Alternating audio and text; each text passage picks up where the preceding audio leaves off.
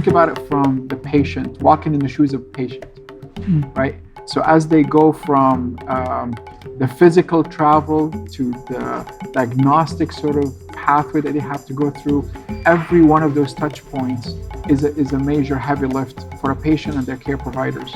So the more of those undifferentiated heavy lifts we can remove, we can automate, we can bring better diagnostics in the picture, we can bring better ways how we can synthesize this information, all the way to pushing those diagnostic capabilities and access to care out where patients are.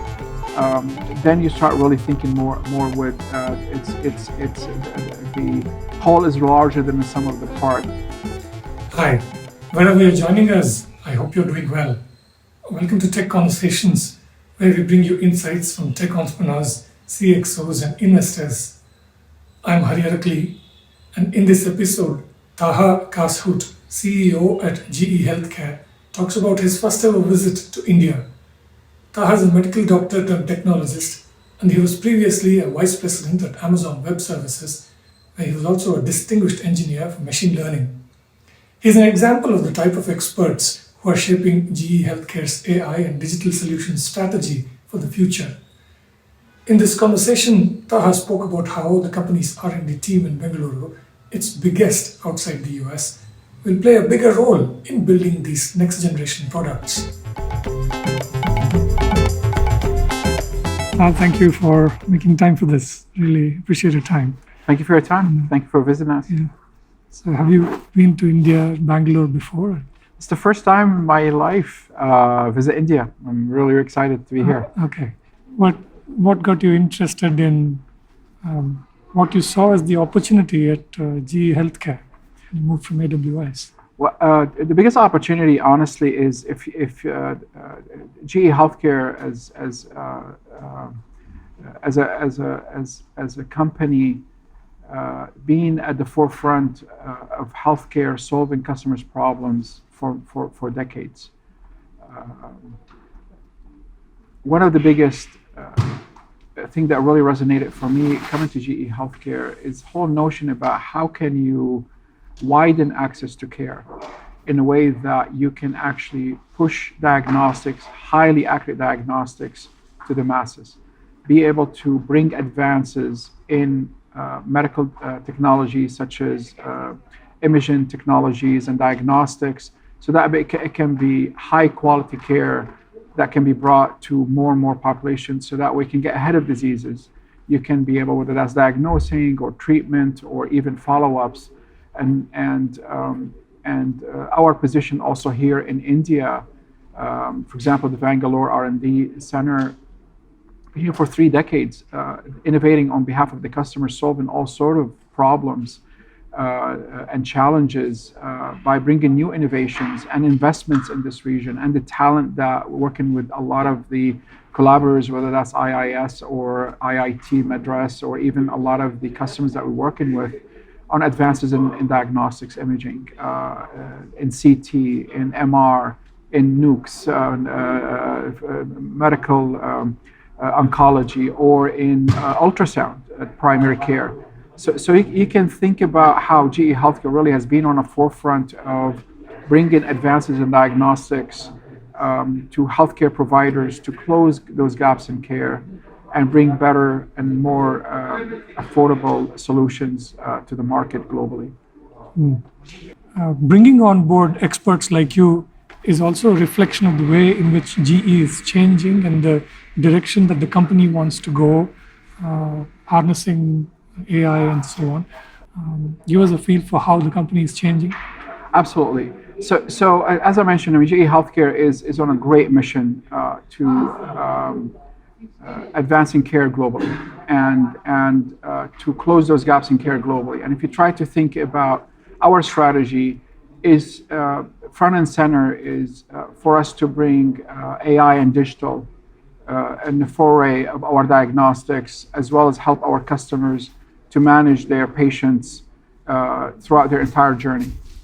And if you look, for example, in Bangalore, with the Bangalore R&D Center, been here for 3 decades, innovating on all sort of walks of technologies, from access to 5G networks that are private and secure, can handle a lot more information, including remote areas, to cybersecurity, to advances in diagnostics with regards to CT and MR and ultrasound, to a lot more innovation with AI. I mean, these machines are smart machines, so you can automate a lot of the processes, for example, for image quality, or taking the noise out of the image, or be able to reconstruct the images coming out of MR, so you can do all sort of diagnostic capabilities, whether that's for disease of the heart, or you're looking at a patient with metastases of cancer and be able to accurately find those and track those over time.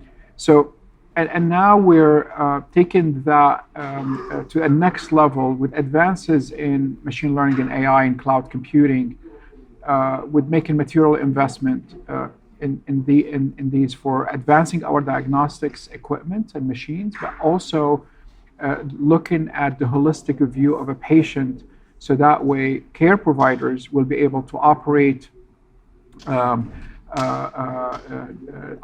far more efficiently, be able, whether that's, for example, to be able to manage the capacity they have, to manage patient flow, reduce wait time, improve patient experience, and also to be able to better forecast and better treat their population, or better diagnostics imaging from the machines that we have at different configuration, and automate a lot of the processes for the clinicians trying to set the patient on a table, to be able to kind of standardize that whole process regardless of the experience, regardless of the location, whether that's a hub or a rural area, all the way to automating the entire radiology workflow in acquiring the images, in making their interpretation better, or to look at now, when you imagine patients over their entire health journey, be able to synthesize all that information, start making sense of it, trying to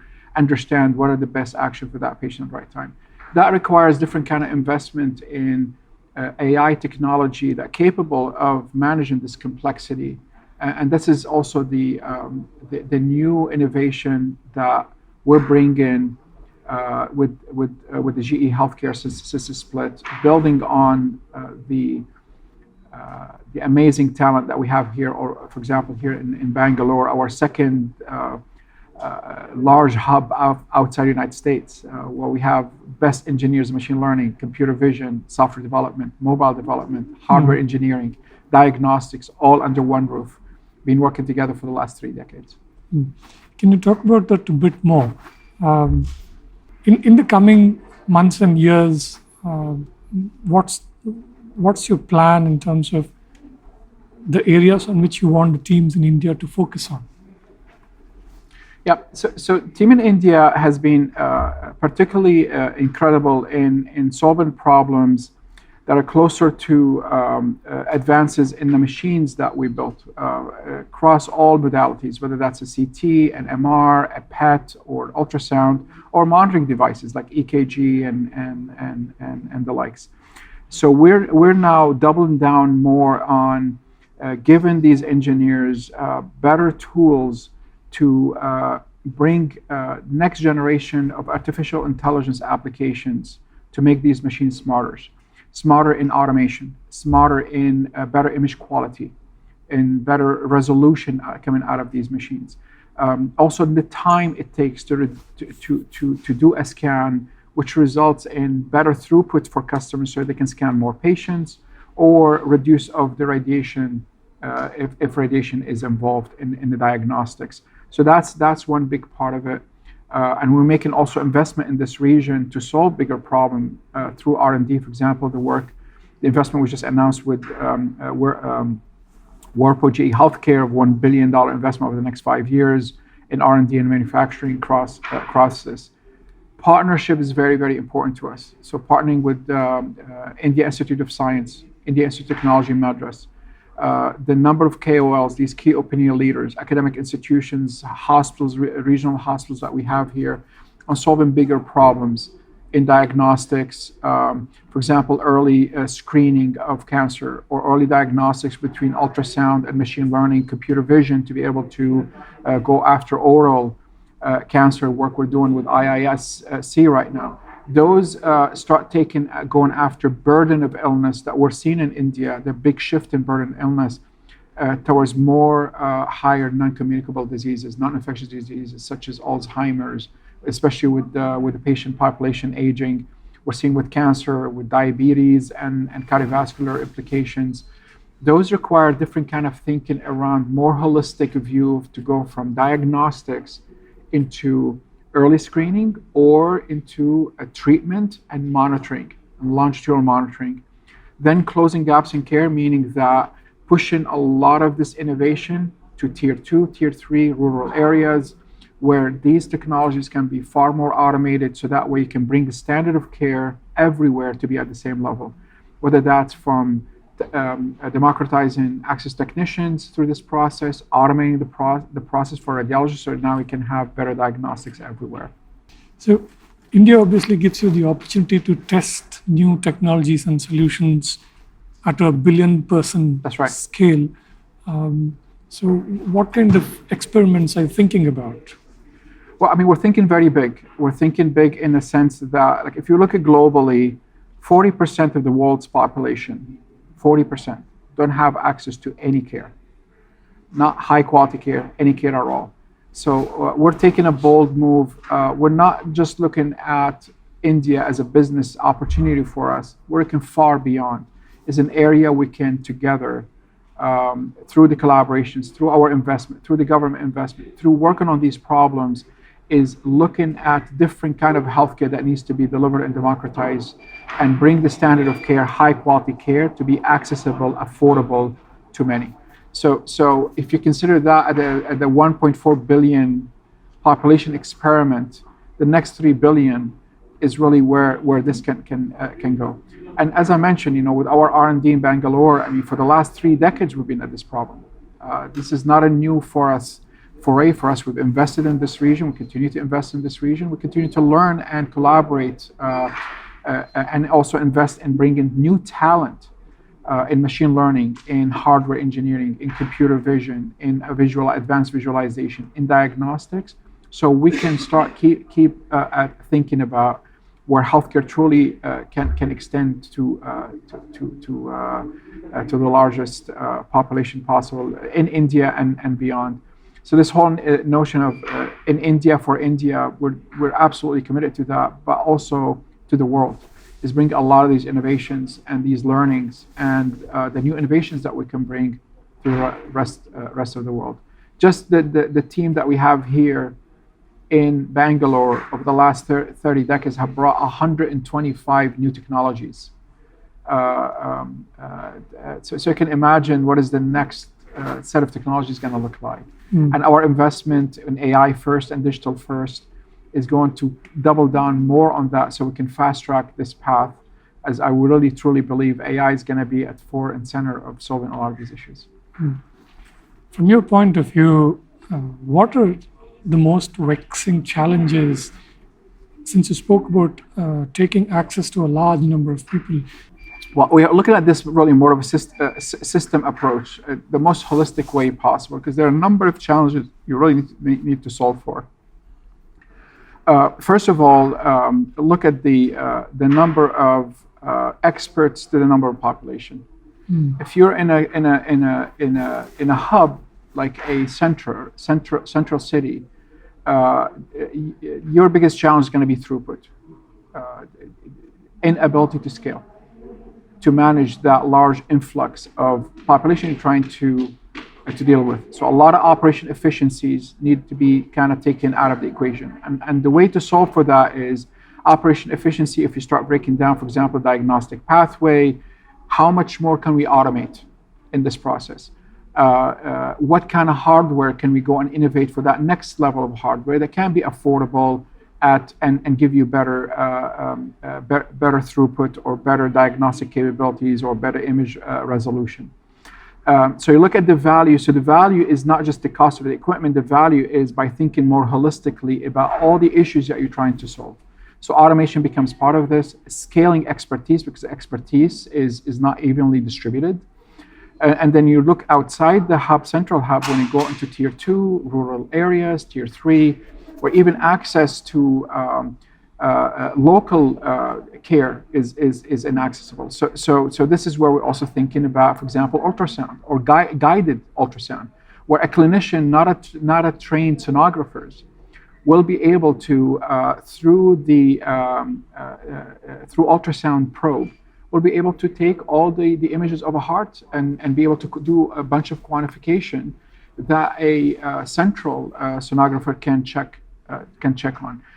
And in this area now, you really expanded the access to the types of care you can provide, because then you can go from cardiovascular.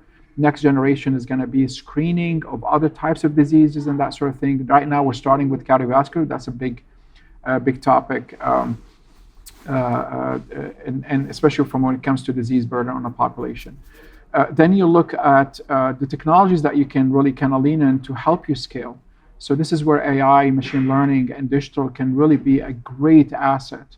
This is why we're investing in AI tooling, but also the engineers and the talent, local talent we have here, the partnerships we have with IIS and IIT, our KOLs, come to fruition in thinking bigger about these problems. We're going to solve an entire sort of path of a patient. Think about it from the patient, walking in the shoes of a patient, right? So as they go from the physical travel to the diagnostic sort of pathway that they have to go through, every one of those touch points is a major heavy lift for a patient and their care providers. So the more of those undifferentiated heavy lifts we can remove, we can automate, we can bring better diagnostics in the picture, we can bring better ways how we can synthesize this information, all the way to pushing those diagnostic capabilities and access to care out where patients are. Then you start really thinking more with the whole is larger than the sum of the parts, because now it's not a zero-sum game. In the end, you get in much bigger value out of any investment you make in this. From a purely R&D point of view, what do you see today in the Indian ecosystem that you feel is missing or still needs work? I think monitoring is a big area, pushing that outside the hospital walls, so you can actually push monitoring to be close to patients. So monitor at home, that will remove a lot of the heavy sort of burden on hospital systems to take on more patients, so you can actually manage remotely. So that's one big area. More and more in these sort of point of care solutions, like an ultrasound. Ultrasound can be a great screening and diagnostic tools in hands of many. So that's a bright future, especially with automation that comes through AI for guidance, AI for automation. For example, some of the work what we're doing where we automated about 80% of the clicks a sonographer needs to go through. I mean, this is a great testament about, especially when you're trying to kind of go through too many patients or so many patients that you have to kind of scale through. So those are the type of technologies we're also investing in, but also not to forget that the burden of illness is also where, especially with, you have now patients here in India, for example, showing this year alone, we're going to have in India 2 million cases of cancer at the very late stages, and so diagnostics becomes a big part of that, and pushing the same diagnostic tools into screening, like screening for lung cancer, screening for breast cancer, screening for oral cancer. Computer vision becomes a very important sort of technology to invest in. This is where AI can really help. And then also remove the burden on the care teams that try to take too many patients. Oftentimes buried in just kind of finding a needle in the bottom of Atlantic Ocean, piece of information might be very relevant to this patient at this time, that I don't have to go and read all their records, but rather can I synthesize all that information and be able to just ask questions of that, so that way I'll be able to summarize, synthesize, or even track how the disease is going, so that way I can make the best decision possible at that point of care. You've trained as a cardiologist, but you also shifted to looking at medical technology. What got you to make that transition? A couple of things. out of necessity, because I honestly don't know how you can be a doctor if you don't understand how to make a decision based on data. And so out of necessity, for many of my early learning, where I delved much deeper into understanding, for example, a patient risk, based on all the readily available data they might have, and based on that, make a better decision based on that information. Then became really more as you start managing bigger population, or getting ahead of burden of illness like stroke or cardiovascular disease. You really needed to have different kind of tools to look at this problem.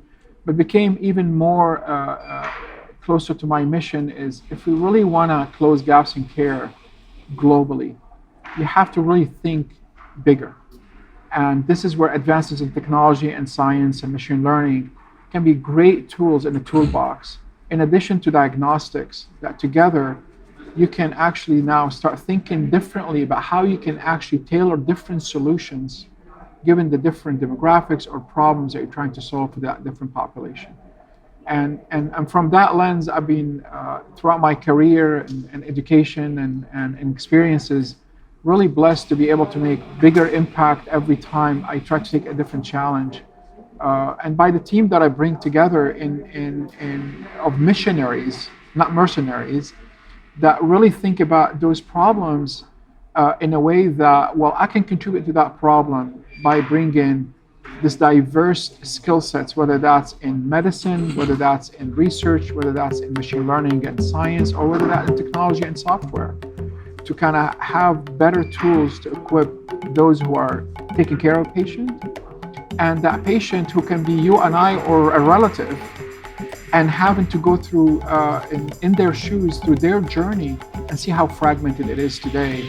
In addition, that they have to deal with their burden of illness.